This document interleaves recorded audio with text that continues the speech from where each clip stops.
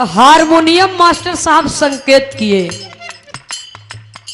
नवरिया पार कैद माँ,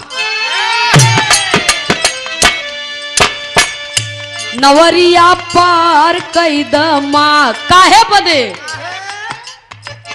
ज्ञान क तू बाट्यो भंडार, नवरिया पार कैद माँ।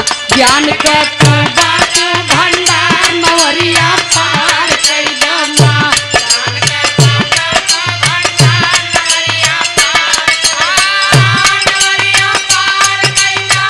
जय हो भैया, जय हो, आपकी जय हो। ज्ञान का तू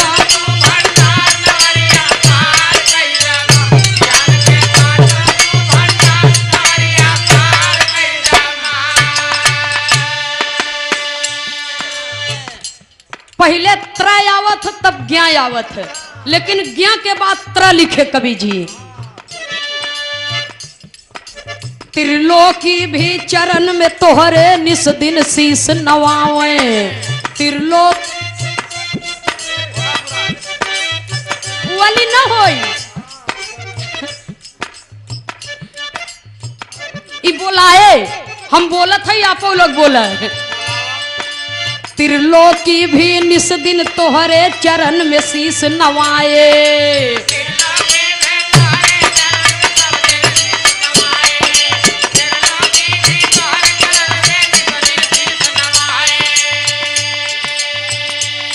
अरे क्षीर सिंधु तजी हरि विष्णु जी, क्षीर सिंधु तजी हरि विष्णु जी, शरण में तोहरे आय नवरिया पार कैद माँ, नवरिया पार कैद माँ। गाँव ब्रह्मा गीत तोहार, नवरिया पार कैद माँ। गाँव ब्रह्मा गीत तोहार, नवरिया पार कैद माँ।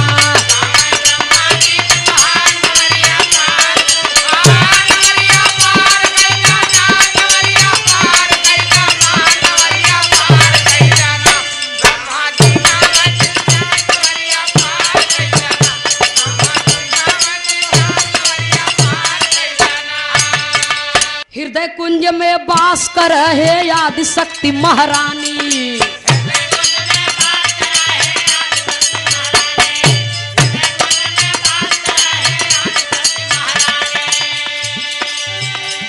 अरे सुर पे सरगम आई सजाव, सुर पे सरगम आई सजाव, बोला को मन बानी नवरिया पार कैद माँ, नवरिया पार कैद माँ। ध्यानी तोहरे खड़े दुआर, नवरिया पार कैद माँ।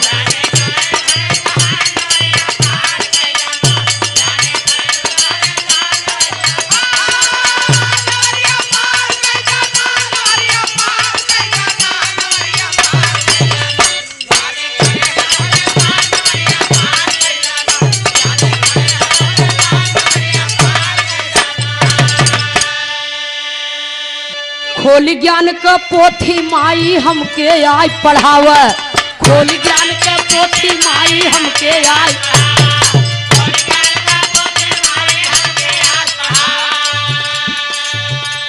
अरे शीतला माई शरण में आए जिन्हें हमके बहकाव। तब वंदना चाहे एक लाइन के होई, चाहे 10 लाइन के होई, माई के वंदना जिंदगी भर करत रहबा, कभी हो रहा है न। एक ही मिनट में, एक ही क्षण में माँ की वंदना समाप्त हो जाती है। केवल हृदय से माँ शब्द कहना है। कवि को संकेत करना पड़ा आखिरी और अंतिम लाइन में, वंदना का बोल बदल गए, लिखना पड़ा। आइए मास्टर साहब। हाय नयनवा में राम बसी गए, राम।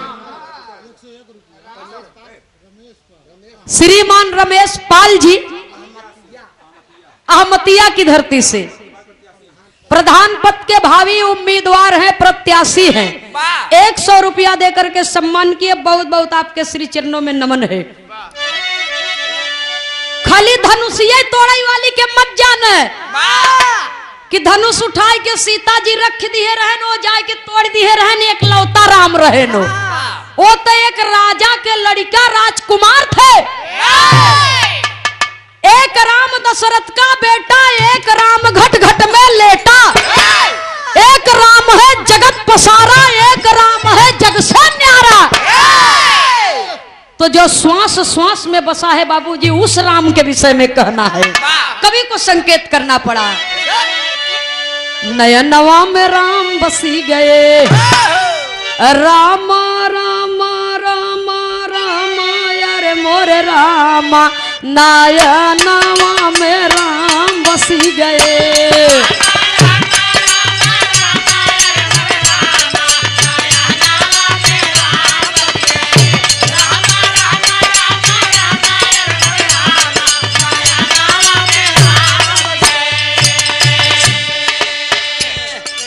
भैया हो, जैसे ही आज यह कौशाम्बी के धरती पर बाबू मान सिंह यादव जी बिरहा कलाकारन के बोलाए के संगम लगवाई दे थी, अपने जनपद अपने ग्राम सभा का नाम चमकाए हैं, वैसे ही बनारस के धरती पर एक से बढ़ के एक धुरंधर पड़ा है, जो बिरहा जगत के कलाकारों को बुला करके और कलाकारों का नाम बड़े मान सम्मान के साथ पूरे बिरहा जगत में मशहूर हो जाता है बाबूजी। ये पूज्य बड़े भैया श्रीमान राम सकल यादव जी कटहलगंज मोहाऊ वाराणसी की पावन धरती से सादर 200 रुपया देकर के सम्मान किए हैं। बहुत बहुत आपके श्री चरणों में नमन है। जय श्री कृष्णा। कवि को संकेत करना पड़ा, अपने सत्य गुरु से जब पावा गिया नवा, नयनवा में राम बसी गए।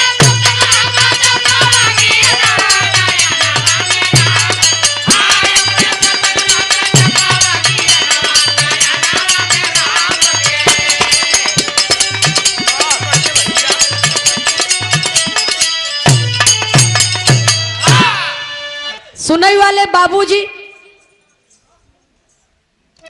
कवि को संकेत करना पड़ा, सतगुरु में शक्ति बाटई, कह गए दास पुकारी जी,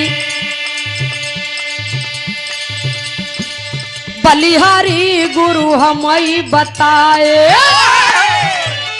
दिए इशारा भारी जी, स्वामी जी है प्रभु हमारे, सब में दिए निसंवारी जी। अरे बार बार गुरुवर के सुमिरब, ए भैया बार बार गुरुवर के सुमिरब, तनई अरज हमारी जी, बार बार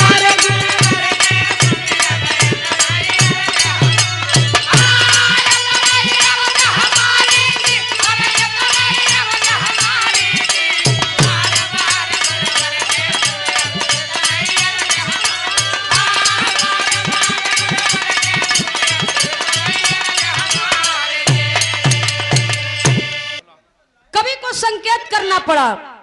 माई के गर्भ से जन्म मिला, जीवन जिए की शक्ति मिली, लेकिन ये जीव को आवागमन के बंधन से मुक्ति कैसे मिलेगी?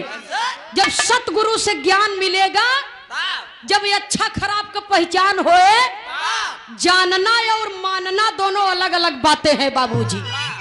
कवि को संकेत करना पड़ा आखिरी लाइन में, ई सब सतगुरु की बलिहारी, तई सब सतगुरु की बलिहारी, और हम पे दिहे जदुइया डारी, नयनवा में राम बसी गए, स्वर्गी बाबा राम कैलाश के हरदम सतगुरु पर धिया नवा, नयनवा में राम बसी गए।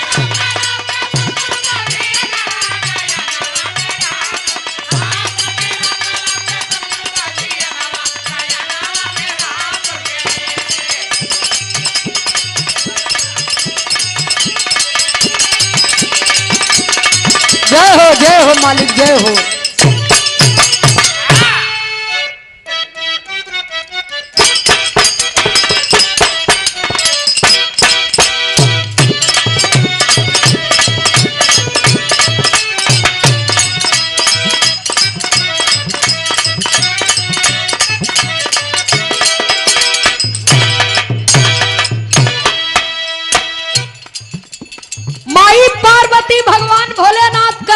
पर्वत पर विराजमान माता पार्वती ऋषि आई के चल दी नैहरे काहे बरे बाबू राम कैलाश जी बिरहा में गाए हैं कहा न तोहरे पल्ले रहाई के मकान बा न खाए के सामान बा और भांग धतूर रातों दिन घिसवावत है हमार कर्म फूट गए तो है बरे हम 12 बरिस तपस्या किया लेकिन ऐसा किस्मत फूटा कि कुछ है न बाए दरे पर तो हम तोहरे घरे न रहबे जब ऋषियाई के चल दीन तो भगवान भोलेनाथ पीछे पीछे चल दीन काहे बरे कि बिना गृह स्वामिनी के घर अच्छा नहीं लागत बिरहा सुने वाले बाबूजी बिरहा खाली मनोरंजन के साधन नहीं होते सूरदास जी 1 मिनट यह जगह पर उपस्थित हैं आप सब बिरहा जगत के विद्वान श्रोता हैं पुरनिया कहें दादा लोग कहें कि बिरहा दुइये जगह पर अच्छा लगा था दुइये सूरत पर या तो लक्ष्मी बैठी रहा या लक्ष्मी आवत रहा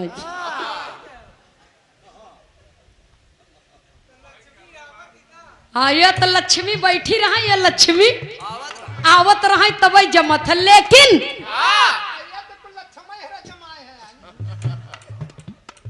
तो लक्ष्मा हरे तब आई हैं जब लक्ष्मी हरे आइन तब भैया हो भगवान भोलेनाथ चल दिए माता पार्वती के मनावे काहे बदे अगर एक पति समझदार बात एक ही मकान बनत है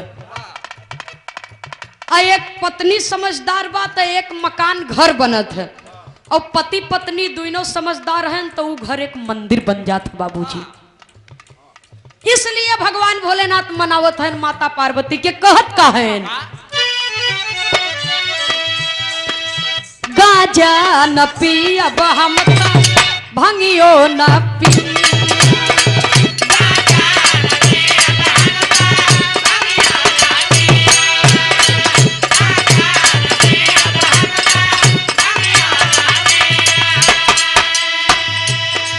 तू सी जईबू ये गौरा हम नाही जिया तू सी जईबू ये गौरा हम नाही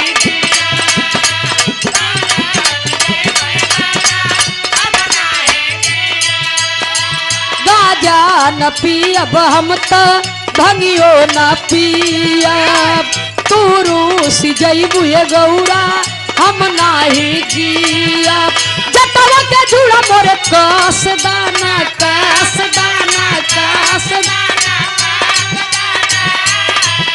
हे जटवा के जुड़ा मोरे कास दाना कास दाना कास दाना भस्म भभूति तनि घास दाना गौरा हो हंसदाना भस्म भभूति तनि घास मर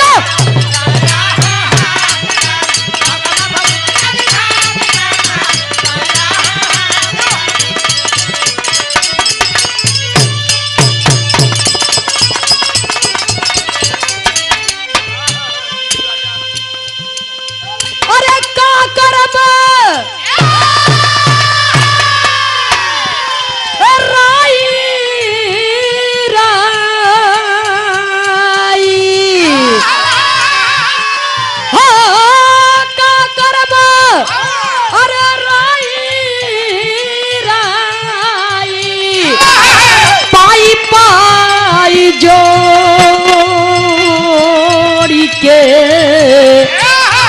उड़ी जाई सुगनवा एक दिन उड़ी जाई सुगनवा एक दिन पिछड़वा के छोड़ के उड़ी जाई सुगनवा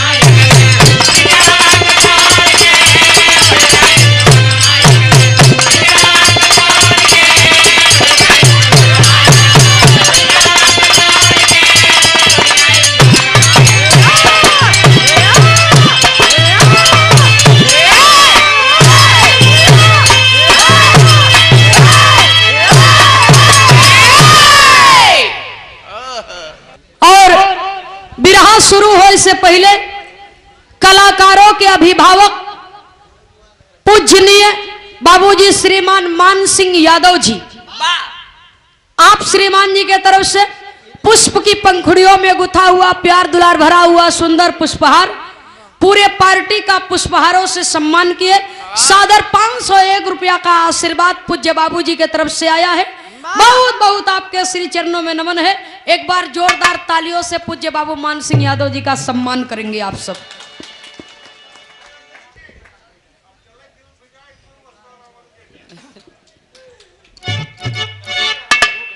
आए दिल फिजाए,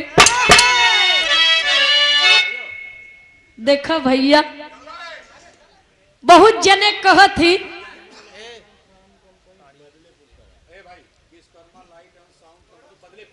Vishwakarma light and sound company जोन बजत है ना भैया, नहीं दूसर बदलेपुर करारी से 50 रुपया। बहुत बहुत आपके श्री चरणों में नमन है। देखा क्यों क्यों कहा थी कि जब दादा रहें तो दादा के क्यों नहीं गावे चाहत रहा, क्यों कहा नहीं चाहत रहा। तो देखा हम अकेला एक जने के नहीं कहत है, ऐसे कहाई वाले ढेर जने मिले थे समाज में। लेकिन हम ये बात ये बदे कहत है कि जब तक बाप जिंदा रहा था तब तक वरासत बेटवा के नाव, बाप जब यह दुनिया से जात है तब बाप के जमीन जायदाद बेटवा के नाव।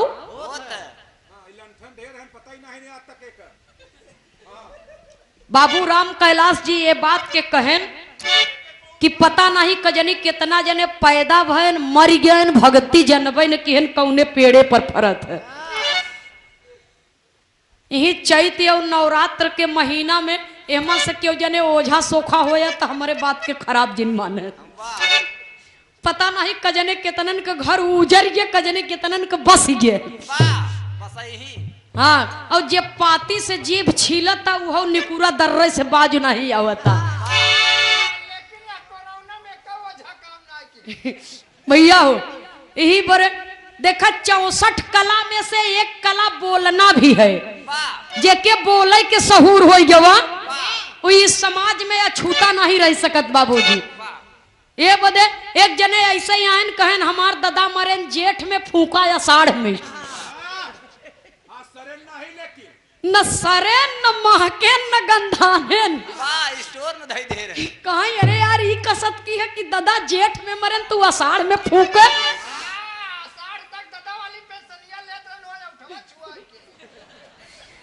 नहीं देखे जेठ में यह बदे मरेन और अषाढ़ में यह बदे फूके कि जेठ के महीना आखिरी दिन रहा।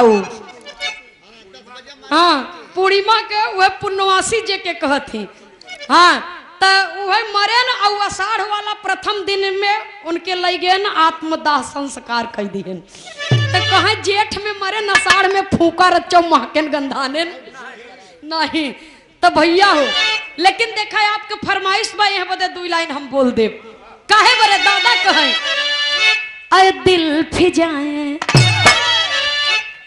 अय दिल फिजाए इश्क में मस्ताना बन के जा। अय दिल फिजाए इश्क में मस्ताना बन के जा।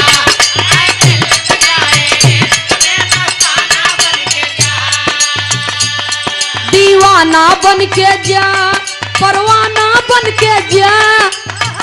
जा चाहे जैसे जा लेकिन जा। दीवाना बन के जा, परवाना बन के जा। महफिल में हर एक शौक से दीवाना बन के जा। महफिल में हर एक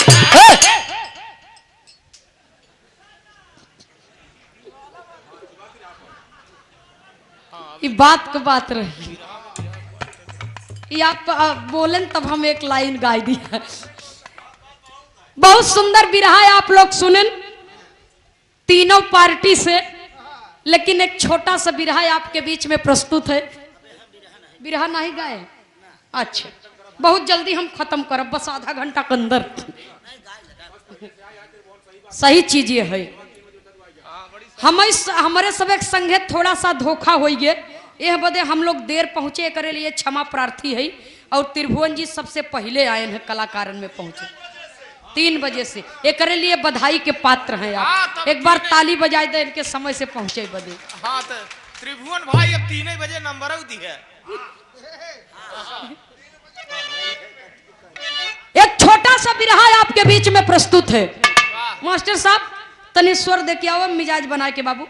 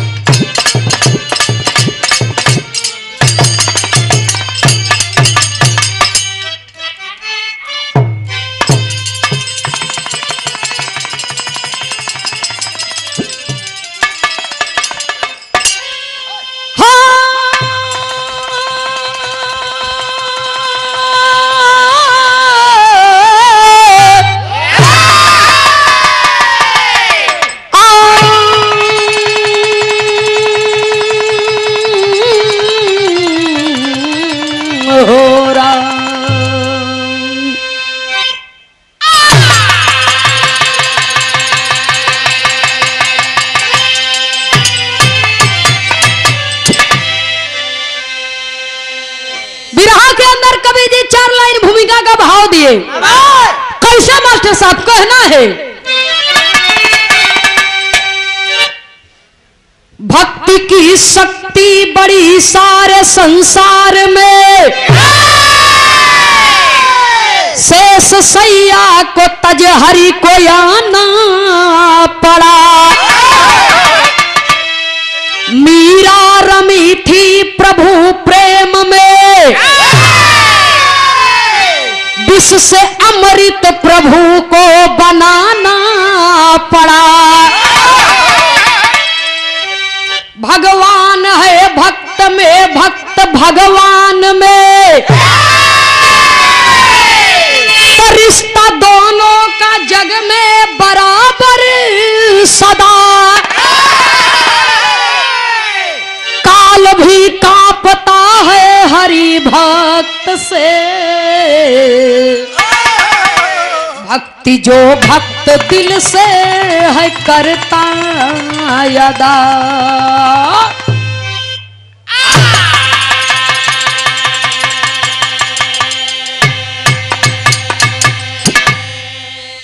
सुने वाले बाबूजी, बिरहा के अंदर एक लाइन कव्वाली का भाव है, कहना है।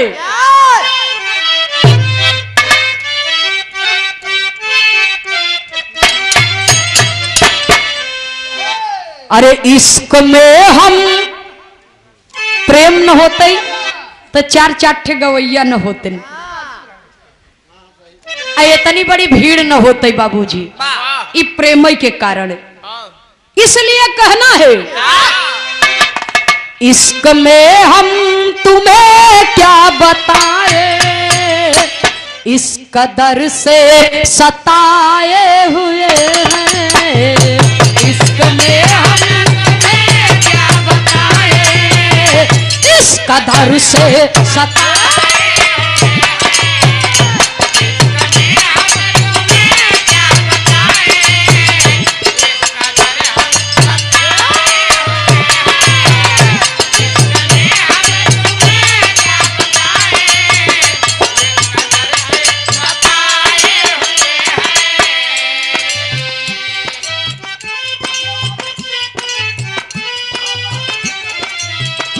इश्क में हम तुम्हें क्या बताएं, इश्क में हम तुम्हें क्या बताएं।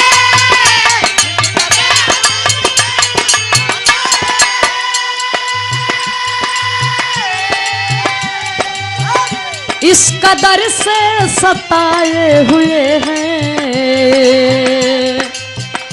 ऐसे आए हैं मैयत में मेरी। आज के समय में मौत पर भी आदमी मजाक बनाई देता, ऐसे आए हैं मैयत में मेरी, जैसे शादी में आए हुए हैं। ऐसे आए हैं मैयत कैसे शादी में आए हुए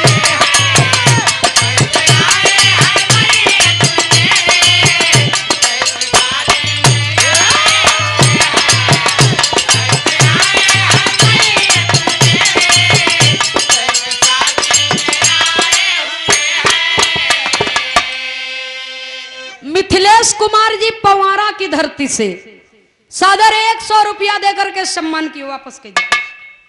बहुत बहुत आपके श्री चरणों में नमन है। लेकिन बिरहा में कवि को संकेत करना पड़ा, कहना है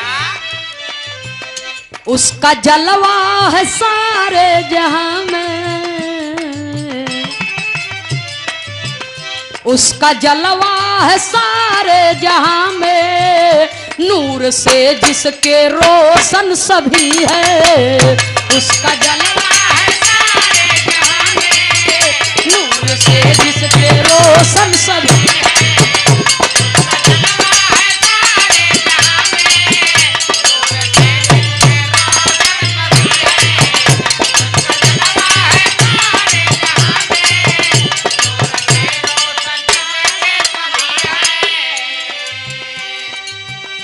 उसका जलवा है सारे जहां में, नूर से जिसके रोशन सभी है।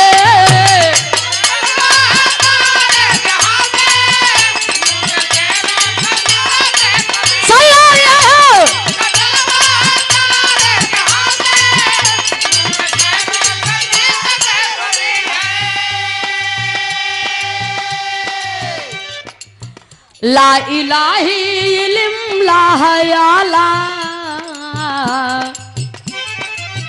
ला इलाही इल्म ला हयाला, गुलगुलिस्ता महकता अभी है, ला इलाही ला हयाला, गुलगुलिस्ता महकता।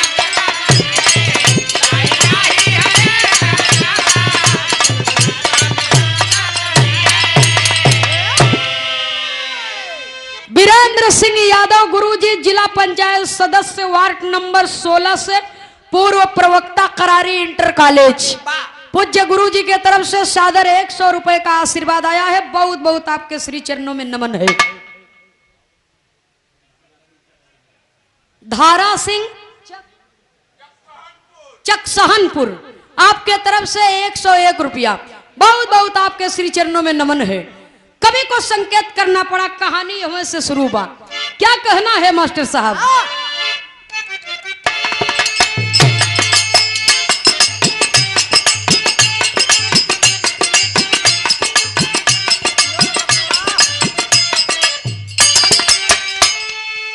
स्वयंभू मनुष्य रूपा,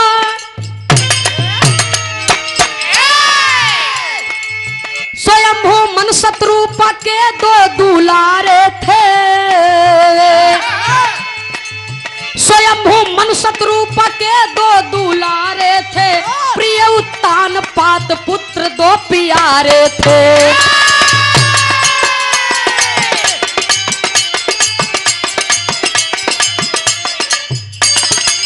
कथा उत्तान पाद की रही दो महारानी,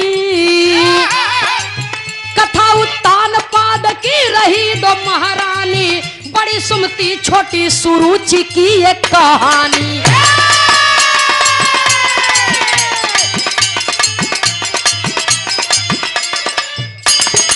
सुमति से ध्रुव जी का हुआ जब अवतार सही, सुमति से ध्रुव जी का हुआ जब अवतार सही, सुरुचि के उत्तम इकलौता राजकुमार सही।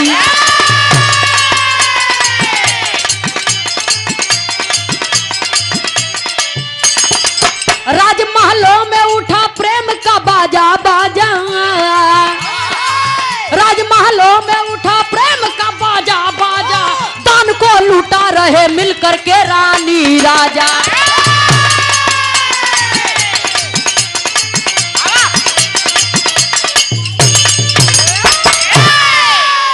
भैया कवि को संकेत करना पड़ा, जरा आप लोग बात के समझ लें। स्वयंभू मनु शतरूपा के दुई लड़का, उत्तान पात प्रिय प्रियवत और उत्तान पात के दुई मेहरारू। को संकेत करना पड़ा बाबूजी। उत्तान पात के दुई मेहरारू, बड़की रानी के नाम सुमति, छोटी रानी के नाम सुरुचि। और बड़की रानी के गर्भ से एक लड़का पैदा हुआ, छोटकी रानी के गर्भ से एक लड़का पैदा हुआ। बड़की रानी के लड़का के नाम ध्रुव बताया गया, छोटी रानी के लड़का के नाम उत्तम कुमार बताया गया। तो एक दिन राजा बैठे थे राजमहल में बाबूजी, और जा करके बेटा अपने पिता के गोद में बैठ गया। और जब गोद में बैठ गया तो छोटी माँ को बहुत दुख हुआ। तब महतारी जाके कहत कहाइन बिरहा में एक लाइन तर्ज लगी मास्टर साहब, कहना है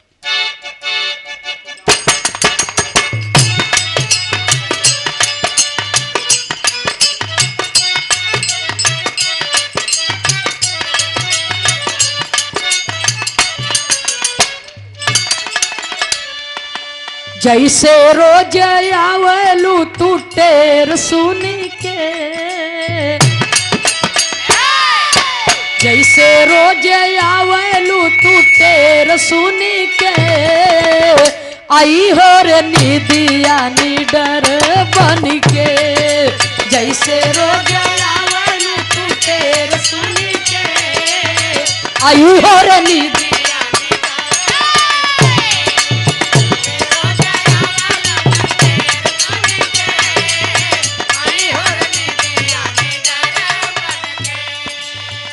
धीरे धीरे बढ़े सुकुमार लगल, धीरे धीरे बढ़े सुकुमार लगल, माई और बाबू के दुलार पवल। धीरे धीरे बढ़े सुकुमार लगल, माई और बाबू के दुलार।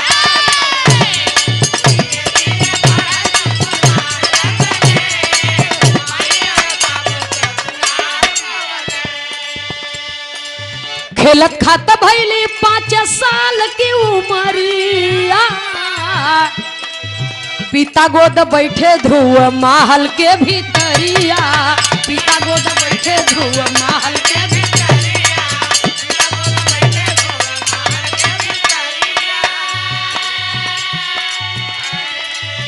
ये जाके छोटकी माई तब कस के डटले, जाके छोटकी माई तब कस के डटले, माई और बाबू के दुलार पवले। जाके छोटकी लड़कवा जाए के पिताजी के गोद में बैठ गए। तब माई के ये बात नागवार लगी, माई के ये बात नागवार लगा कि सौती के लड़का और हमारे आदमी के, हमारे पति के गोदी में जाए के बैठ गए। तो यही उम्र में बड़ा बा और राजा साहब खुश हो जाही, तो यही के पूरा राजपाट जाए के छोटकी महतारी डांट के, चचुरा पकड़ के, बाह पकड़ के ध्रुव के अपने पति के गोद से उतार दिया। और जब पिता के गोद से बेटा को उतार दिया गया जबरदस्ती, तो पिताजी कुछ बोल न सके। और जब कुछ नहीं बोल सके तो देखा लड़का के दिल में मलाल हो गए। और जब मलाल हो गया उम्र 5 बरिस के बाद, तो जाए के अपने माई से लड़का सवाल करता। सवाल का करता बिरहा में एक कवि को बिरहा शैली में टेरी के भाव में लिखना पड़ा।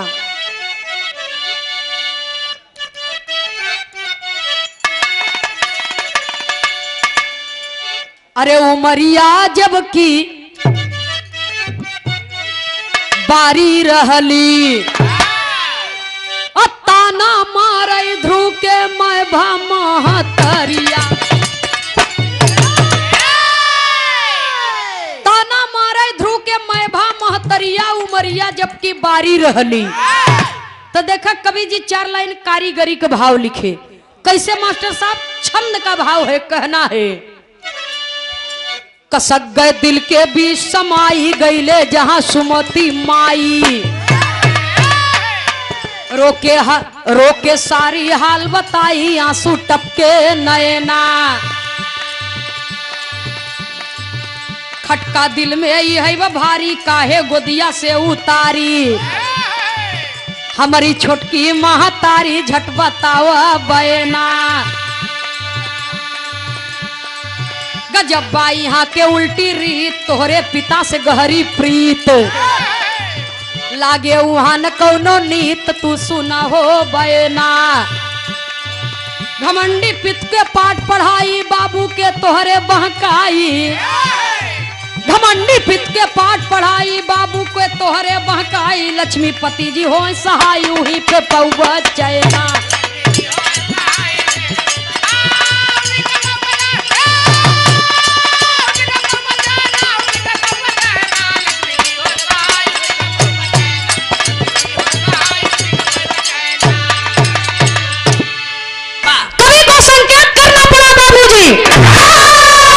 माई से लड़का सवाल करो तब माई रोवत है। तो देखा बिरहा में 4 लाइन चौपाई का भाव लिखना पड़ा।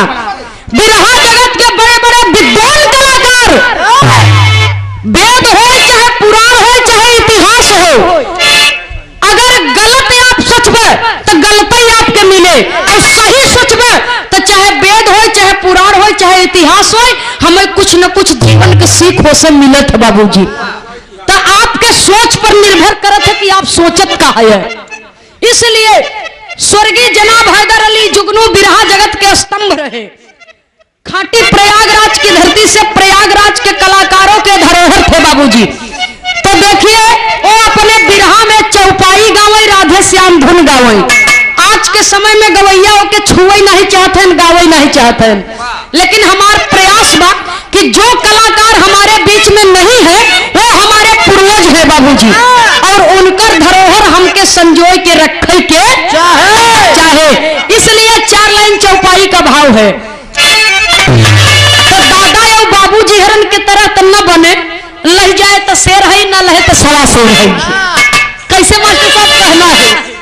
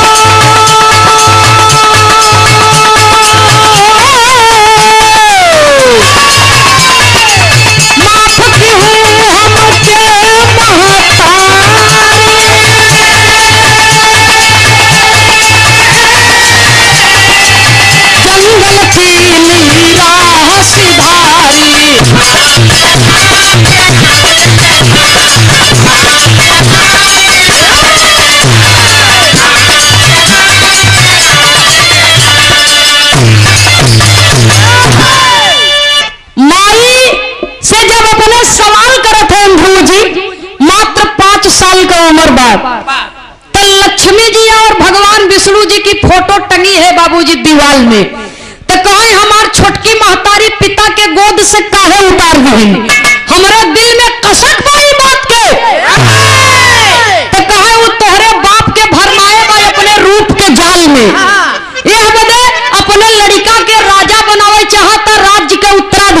बनावल चाहता।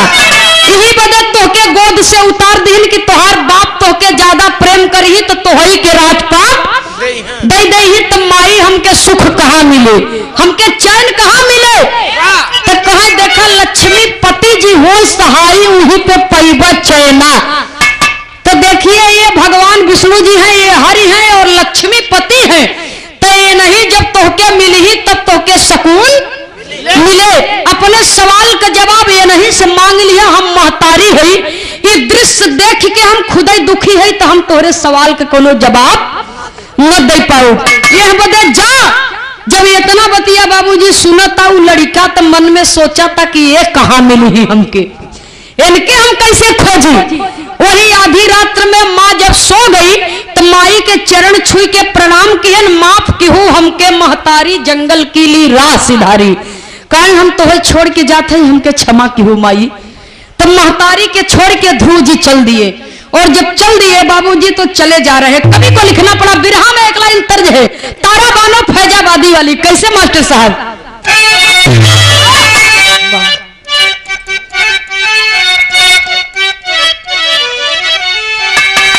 अरे हाथ में मेहंदी मांग सिंदूर,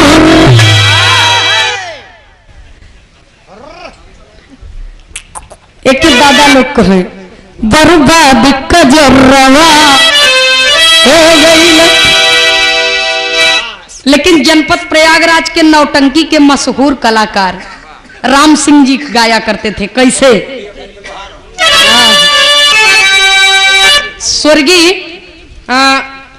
स्वर्गीय हफीज चंचल बिरहा सम्राट जब उनसे बिरहा हो, यह कौशाम्बी की धरती, यह थामा अलावलपुर। आज वो महापुरुष हम लोग के बीच में नहीं है, लेकिन यही प्रधान जी हैं और यही थामा अलावलपुर की धरती है। यही प्राइमरी स्कूल पर जब बिरहा 8 बजे रात से शुरू हो गया तो प्रधान जी खड़ा हो के कहें कि अगर ग्राम सभा वाले हमारा सम्मान तनिको करत हो तो आज ये 2 कलाकार के बिरहावा रात की लघु संको करे जिन उठे। 40 साल पहले वाला दृश्य एक बार जौन बाटे बाबूजी ये थामा अलावलपुर के धरती पर फिर से दोहराई गया कि जे बर्दाश्त नहीं कर पाए वही जगह पर लघु शंका किस बाबूजी और मिट्टी से तोप दिए, लेकिन वहां से उठल।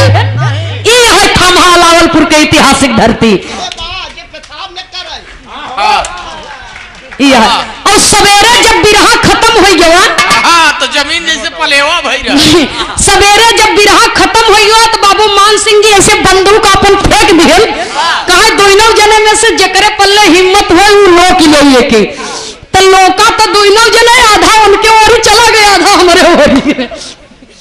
भैया श्रीमान चंद्रभान यादव जी ग्राम प्रधान पंडीरी की धरती से चौपाई के भाव पर सादर 501 रुपया देकर के सम्मान किया। बहुत बहुत आपके श्री चरणों में नमन है। वो गाया करते थे ज्यादातर स्वर्गीय राम सिंह जी के तर्ज बाबू हफीज चंचल जी ज्यादा गावे। कैसे गावे बाबू जी? अरे कथरी तोहार गुण जानई मास्टर साहब लोग की बहबा का क्या बात है? अरे कथरी तोहार गुण जानई जो सोतक तकिया लगावा था ओके का फर्क पड़े वाला बा, लेकिन ही लॉकडाउन में सबके फरिया हुआ पर साल में ये मैंने कहना है। अरे कथरी तोहार गुण जानई जे कारई गुजारा कथरी में जे कारई गुजारा कथरी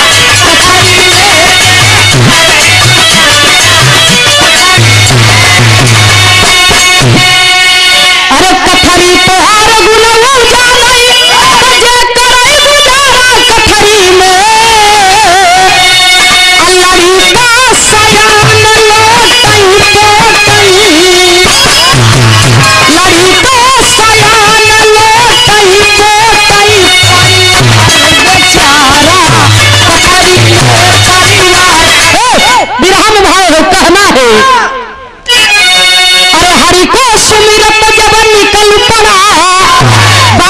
बोल दिया। हरि को सुमिरत जब निकल पड़ा घने घोर जंगलावा आ गई ले घना घोर जंगलावा आ गई ले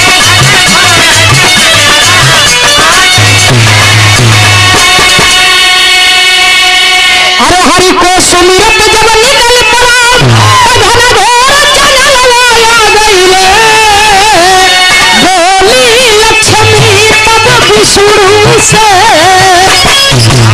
बोली लक्ष्मी तब विष्णु से भक्त तोहरे दुआरवा आ गई भक्त तोहरे दुआरा भैया हो लक्ष्मी जी कहत हैं कि हे प्रभु आपका एक भक्त आपके हेरत हेरत अपने महतारी बाप के परिवार छोड़ के चल दिए जंगल में आपके खोजे बने भगवान विष्णु कहत हैं कि कर्म प्रधान विश्व करी राखा जो जस करे तो तस फल कर्म प्रधान होता है बाबूजी कर्म से जे चूक गया उस संसार में कुछ नहीं कर सकते तो तमाम कष्ट झेले पड़ा लेकिन कवि को संकेत करना पड़ा बिरहा में एक लाइन तर्ज है मास्टर साहब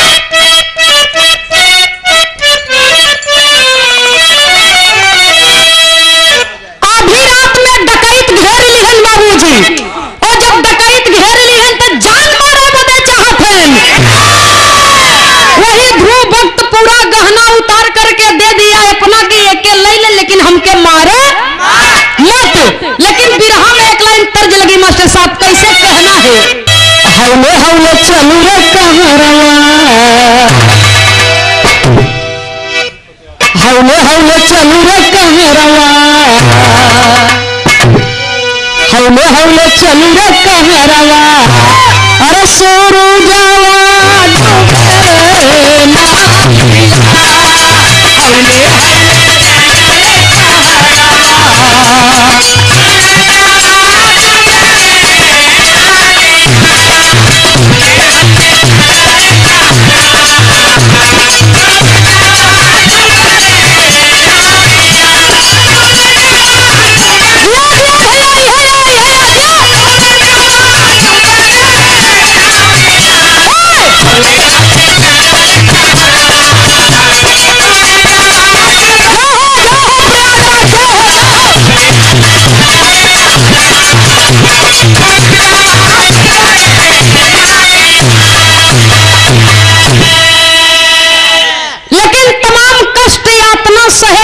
बाबूजी देवर्षि नारद जी आ गए और उस बच्चे से कहते क्या है नारद जी दिहले मंत्र दनवा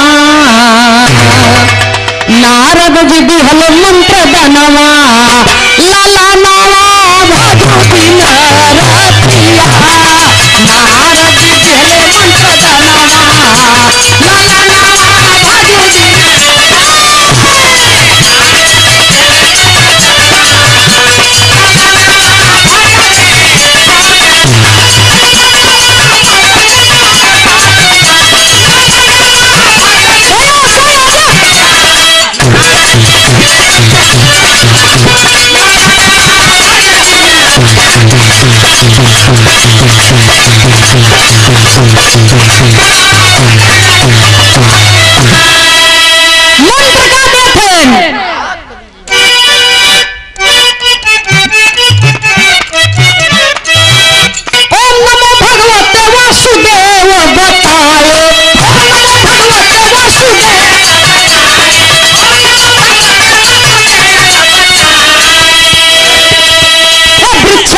मंत्र दोहराए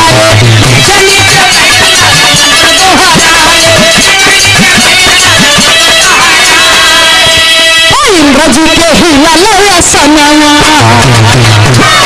इंद्र जी के हिला लया सनवा लाला नवा भाजू जी रती इंद्र जी के भैया विरह के अंदर कवि को संकेत करना पड़ा तो चाहे सतयुग हो चाहे त्रेता रहा चाहे द्वापर रहा अजुओ एक से बढ़ के एक इंद्र परा है अगर क्यों आगे बढ़ता तो इतना प्रसन्नताप हो जात मन के हृदय में हम सभे तो यह झेलत है रात दिन इतना प्रसन्नताप हो जाता है इंसान के अंदर कि हाँ हम रहे तई कैसे आई आई बताए के भगावा कैसे जाए भैया हो। तो आ जाओ एक से बढ़ के एक इंद्र परा है। तो देवताओं के राजा देवराज इंद्र जब लड़का मंत्र के जाप करे लगा तो उनका सिंहासन डगमग होए लगा कतो ब्रह्मा विष्णु जी हरे खुश न हो जाए कि यही के इंद्र बनाए दूं और हमके उतार दे सिंहासन पर से।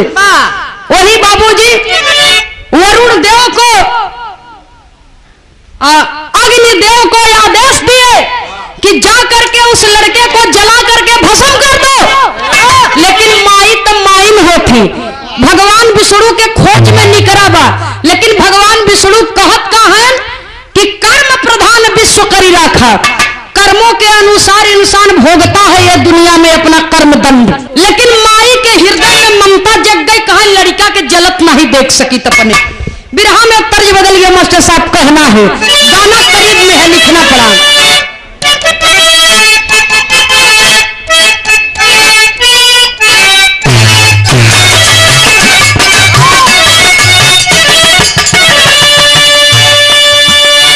हम चलते ही आप लोग स्वयं जानते नहीं हो हमारे खाटी प्रयागराज के धरोहर यही बड़े हम कहा ना कि वो महापुरुषन के बगिया के एक फूल त्रिभुवन जी बैठा है और उन्हीं सब में से हम हूँ कैसे बाबूजी।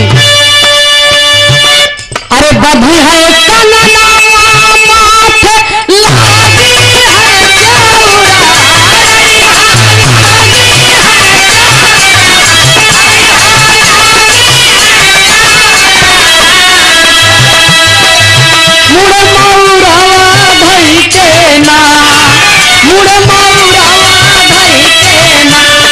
लागी सिंह बनी गई है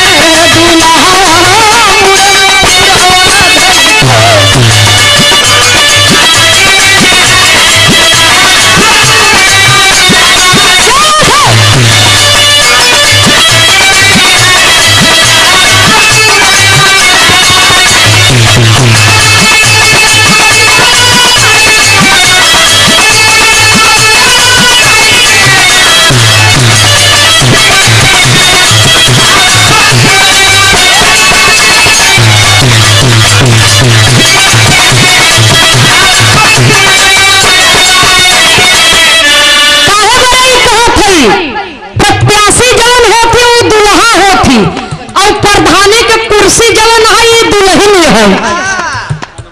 कभी को संकेत करना पड़ा बाबूजी, बिरहा के अंदर लिखना पड़ा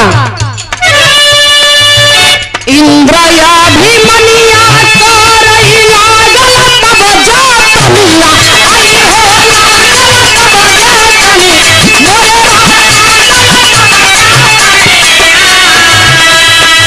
भन पूजनिया करबैना भन पूजनिया करबैना हो जाय अग्नि देव सैलनिया भन पूजनिया करबैना हो जाय अग्नि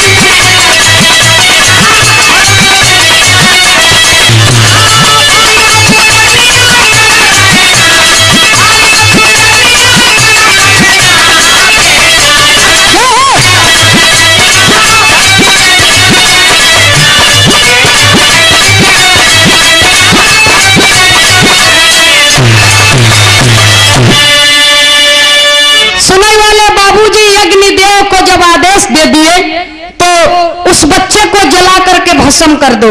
लेकिन माई अपने लड़का के ऊपर आए के सत्य का आंचल ओढ़ाई के समेट के कोरा में बैठ गई कि माई से बड़ी शक्ति तुम्हारे सबके अंदर नहीं है कि एक माँ के जीते जिंदगी बच्चे को आप लोग जला करके भस्म कर देंगे। वही बाबूजी तब जाकर के ध्रुव भक्त की जान बची और जब जान बची बाबूजी तो कवि को संकेत करना पड़ा। आल्हा के लाइन में कहना है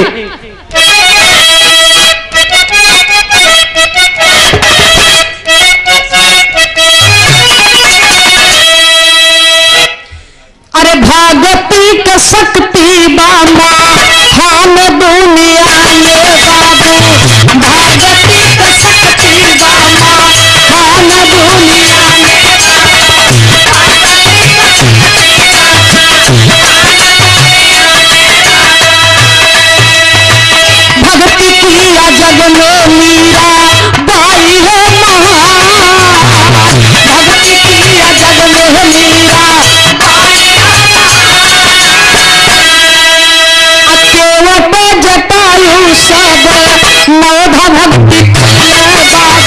जटायु सब नवधा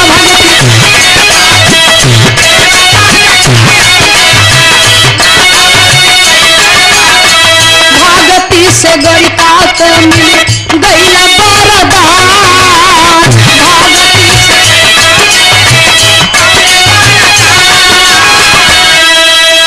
छोड़ी से ससैया चल ले कमला का सजनवा भैया छोड़ी से ससैया चल ले कमला का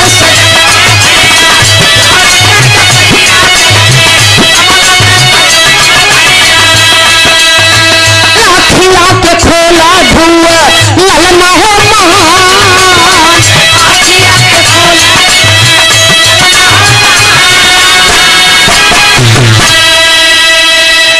भैया हो भक्ति की शक्ति इस दुनिया में बड़ी बलवान होत है। ये बदे कवि को संकेत करना पड़ा बिरहा आखिरी पड़ाव पर हमारे बिरहा आखिरी पड़ाव पर आखिरी लाइन पर भक्ति की शक्ति इस संसार में बहुत महान होती है। इसलिए भगवान विष्णु जी प्रकट हुए और उस बच्चे के सामने प्रकट होकर के कहते हैं कि बेटा ध्रुव अपनी नजरें खोलो और मैं तेरी भक्ति से प्रसन्न हूँ। जब ये इतना बतिया बाबूजी सुनता वो लड़कवा आँख खोलता तो कहा हम कैसे जानी तो वही विष्णु हो इतना जने हमारे जीव को परा है और तू हम आई है पता नहीं कन्नी का रूप धई के हमार जान मारे बदे तो हम कैसे जानी हम कैसे विश्वास करी कि आप ही विष्णु जी है। अगर आप विष्णु जी हैं तो इतना ही बता दीजिए कि मेरी छोटी माँ ने मुझे मेरे पिता के गोद से क्यों उतारा। जब ये इतना बतिया सुने तो कहीं हमारे गोद में बैठ जा ये बात का ज्ञान तो के अपने आप हो जाए।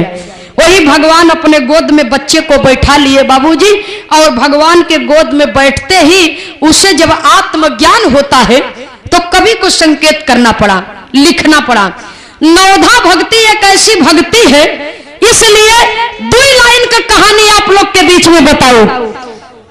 भगवान रामचंद्र जी के दरबार में एक दिन भगवान गुरु वशिष्ठ जी पहुंचे तो गुरु वशिष्ठ जब चला गए तो भगवान राम जी गंगा जल लेके जहां जहां उनका पैर पड़ा रहा के धोवत रहन फर्श सैनिटाइज कराई रहे हाँ फर्श धोवत रहन तब तक नारद जी आई गए। कहीं बताओ फर्शवा काहे बदे धोवत है कहीं दरे गुरु वशिष्ठ का पैर पड़ा बा जमीन अशुद्ध हो गई बा कायदत तोहार भलवा भाई नहीं थे तोहार कुल गुरु है उनकर पैर पड़े तो शुद्ध हो कि अशुद्ध हो कहीं वो हमार कुल गुरु हैं हमारे खानदान के लेकिन उनकर गुरु क्यों नहीं है बदे उनका चोला अशुद्ध बाटे। जब इतना बतिया सुने देवर्षि नारद जी तो उनके खटकता मन में घूम घाम के गए गुरु वशिष्ठ जी की कुटिया पर जल दिहन कहा देवर्षि जल पीजिए कहा तोहरे हाथे पानी में पिए कहे तू अशुद्ध है तुहार के गुरु वशिष्ठ जी बिगड़ गए किसने कहा तुहार चेला राम कहन है और जब राम के लगे गए कहा प्रभु हम वहीं से कहता का करे नारद से कह दी है वो तीनों लोक में वो सही है। तो जब नारद जी इतना जब भगवान राम सुने तो कहा जाइए सवेरे सवेरे जब प्रथम दिखाई जाए कुटी के बहरे निकले वही के अपन गुरु बना ली है। तो रात की जब सोए लागन तो कहा हे भगवान जे मिले ते मनई मिले चाहे लंगड़े लूज मिले लेकिन मनई मिले। तो सवेरे टाइम में उठे जब सरयू नदी के तरफ जाने लगे तो एक मल्लाह मछली मारत रहा। तो गुरु वशिष्ठ जी जब देखें तब कहते हैं क्या कही राम सवेरे सवेरे सार मल्लाहे के जात मिल गए खुदे मलिच्छ का हम गुरु ज्ञान दे। तब पहुंचे ने तने ऊपर गए तो कहे हम तोहार चेला तू हमार गुरु हमें गुरु मंत्र दे देता। तो मल्लाहवा जान थे का गुरु मंत्र देता राम नाम जपना पराया माल अपना। मल्लाहवा कहता है राम नाम जपना पराया माल अपना मछली के मारा पूजी दिलवा का सपना ई मंतरिया जपल करा नौ तिरियन संग सुतल करा।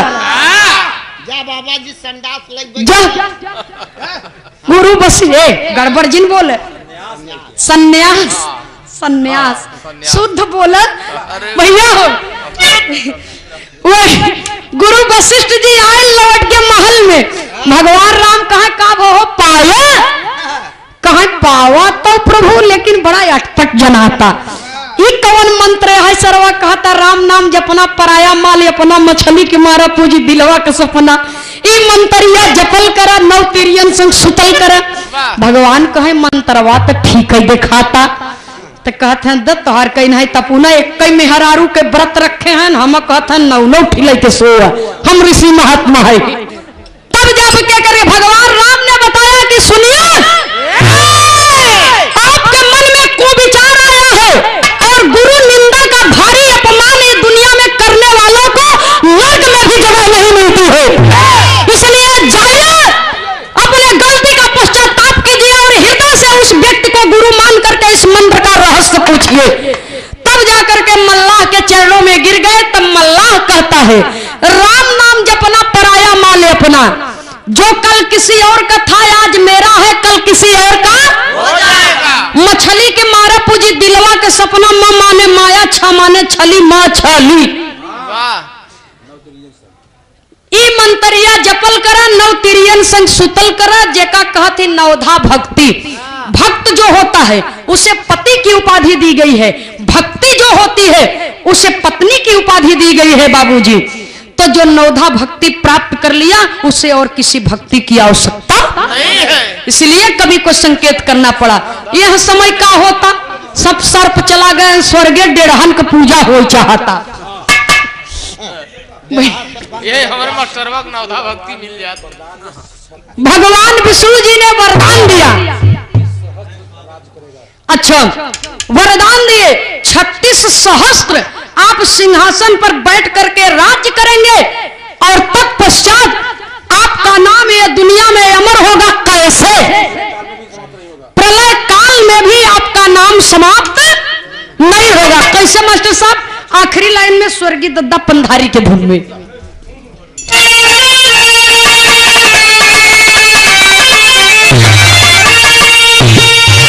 अरे अब न मिली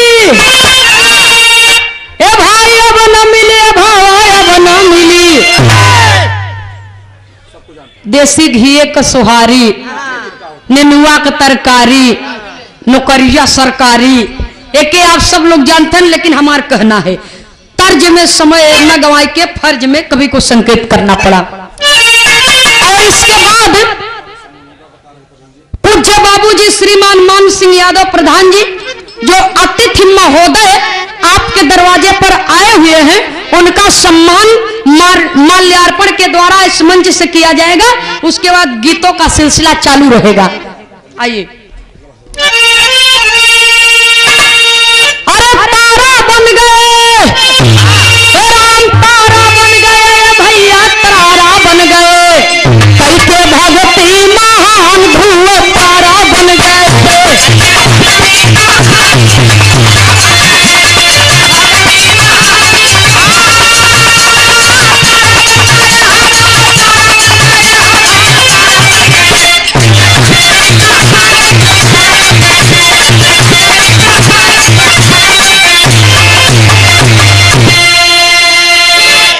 लोक गया पर लोग जहां पर क्षुधा प्यास न लागे। अरे अमर कीर्ति हो गई जहां में भक्ति क्या कोई गाते। दुनिया करती गुणगान ध्रुज तारा बन गए। सुने वाले बाबूजी अब ही आप लोग सुने रहे न नहीं कहन की बैसव के नंदनी बताई ही हाँ बताए दिए रहन खुद ही। सुने वाले बाबूजी तो जब दो जने के मुकाबला होत बिरहा हाँ तब ओकर जलवा कुछ और होत है। यह दरे पर संगम लगा बा कलाकारन के और बाबूजी नंदनियों के आप अच्छी तरीके से जानत है ना नंदनियों आपके जानत है। और बिरहा के जितना कलाकार हैं सब ये चारों कलाकार से चिन्ह परिचित हैं। तो यह बदे कि जब वो वाला मुकाबला होता तब मन सवाल जवाब होता बाबूजी। लेकिन जब इस संगम लगा बा तो अपने अपने मत से गवैया गावे और जेकरे पल्ले जितनी क्षमता बा जितनी शक्ति बा पब्लिक के मनोरंजन दे और ज्ञानवर्धक बात बतावे। आखिरी लाइन में गुरु घराने के परिचय के साथ में कहना है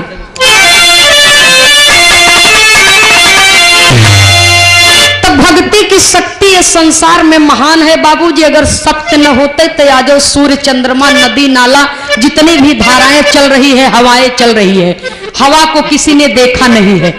पानी का कोई आकार नहीं होता है, जिस बर्तन में आप ढाल देंगे जिस जगह पर वही आकार बन जाता है। तो सत्य आज भी है, बशर्ते मानने वालों का हृदय सत्य होना चाहिए। कहना है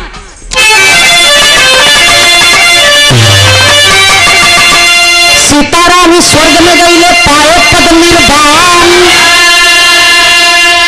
प्यासा शिव शंकर जी लिखते हरि चरणन के कुर्बान।